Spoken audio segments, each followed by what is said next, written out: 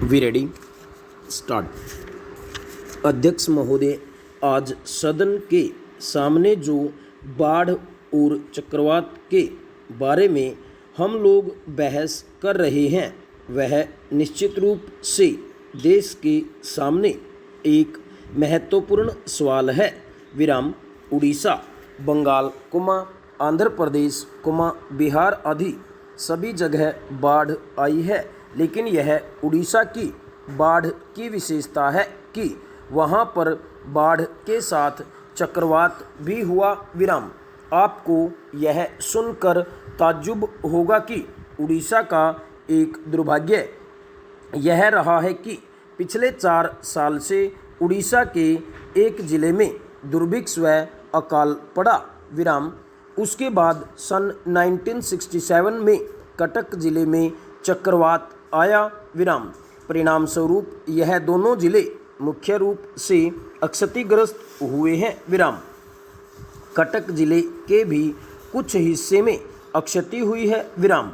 मेरा यह सरकार के खिलाफ आरोप है कि मेरे चुनाव क्षेत्र में पुरी जिले में 26 तारीख को जब चक्रवात हुआ तो आपको यह जानकर ताज्जुब होगा कि उसके बारे में मैंने प्रधानमंत्री जी को चिट्ठी लिखी और मैंने उनसे आग्रह किया कि वह खुद वहां पर जाएं या कुछ मंत्रियों को भेजें, लेकिन वह तत्काल वहां पर नहीं गए। विराम।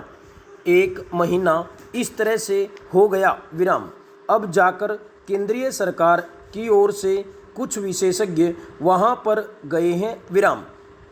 स्थिति की भयंकरता का अनुमान आप इसी से लगा सकते हैं कि कोई 13 लाख लोग बेघरबार हुए हैं और करीब 4,88,000 एकड़ जमीन पूरे धान की फसल, जो कि एकमात्र वहाँ की फसल है, वह सब खत्म हो गई है। विराम। सवाल अब यह है कि इन 13 लाख लोगों का पुनर्वास कैसे किया जाए। विराम। मेरा पहला सुझाव यह है कि वहाँ राहत कार्य के लिए राशन मुफ्त दिया जाए और तब तक दिया जाए जब तक वहाँ और कोई इंतजाम नहीं हो जाता। विराम। आपको यह भी पता है कि वहाँ पर बच्चों की पढ़ाई काफ़ी पीछे पड़ गई है। विराम। हाई स्कूल और प्राथमिक स्कूल गिर चुके हैं। विराम। इसलिए वहाँ के बच्चों की फीस माफ़ की जाए और परीक्षाएं कुछ समय के लिए स्थगित की जाए। विराम।